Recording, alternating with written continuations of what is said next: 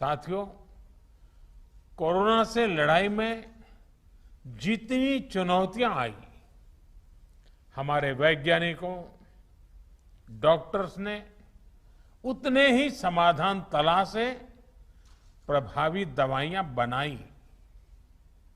आज हमारे डॉक्टर्स ही कोरोना के प्रोटोकॉल्स बना रहे हैं, उन्हें लागू करवाने में मदद कर रहे हैं। ये वायरस नया है, इसमें नए नए म्यूटेशंस भी हो रहे हैं, लेकिन हमारे डॉक्टर्स की नॉलेज, उनके एक्सपीरियंस, उनके अनुभव वायरस के इन खतरों और चैलेंजेस का मिलकर मुकाबला कर रहे हैं। इतने दशकों में जिस तरह का मेडिकल इंफ्रास्ट्रक्चर देश में तैयार हुआ था, उसकी सीमाएं आप भली भांति जानते हैं। पहले के समय में मेडिकल इंफ्रास्ट्रक्चर को किस तरह नजरअंदाज किया गया था, इससे भी आप परिचित हैं। हमारे देश में जनसंख्या का दबाव इस चुनौती को और कठिन बना देता है। बावजूद इसके कोरोना के दौरान अगर हम प्रति लाख जनसंख्या में संक्रमण को देखें, मृत्यु दर को देखें, तो भारत की स्थिति बड़े बड़े विकसित और समृद्ध देशों की तुलना में कहीं संभली हुई रही है। किसी एक जीवन का असमय समाप्त होना उतना ही दुखद है, लेकिन भारत ने कोरोना से लाखों का जीवन बचाया भी है।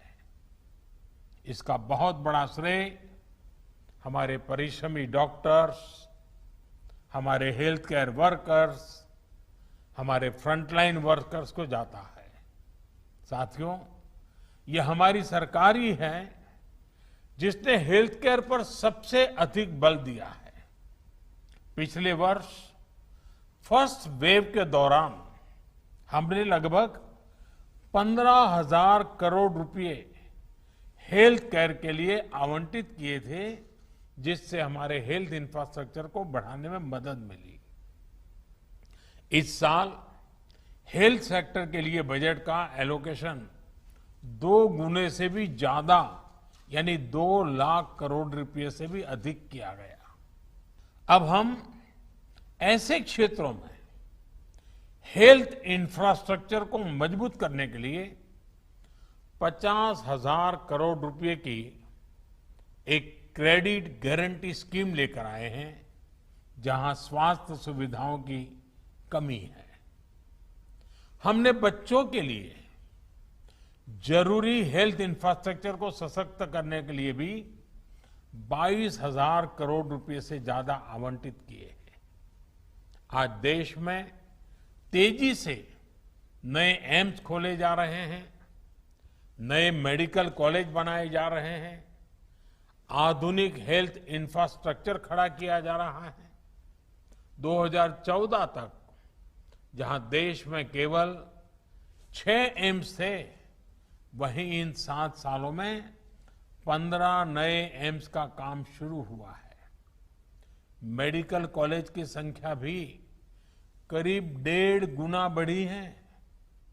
इसी का परिणाम है कि इतने कम समय में जहां अंडर ग्रेजुएट सीट्स में 1.5 गुने से ज्यादा की वृद्धि हुई है, वहीं पीजी सीट्स में 80% इजाफा हुआ है। यानी यहां तक पहुंचने के लिए जो संघर्ष आपको करना पड़ा, वो कठिनाइयां हमारे युवाओं को, आपके बच्चों को नहीं उठानी पड़ेगी।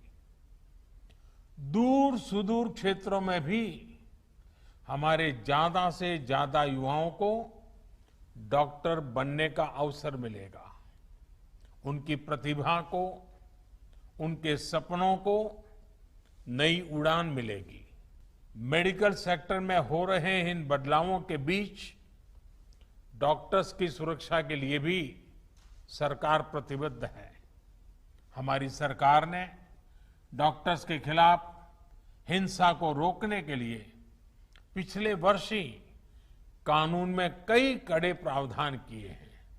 इसके साथ ही हम अपने कोविड वॉरियर्स के लिए फ्री इंश्योरेंस कवर स्कीम भी लेकर आए हैं।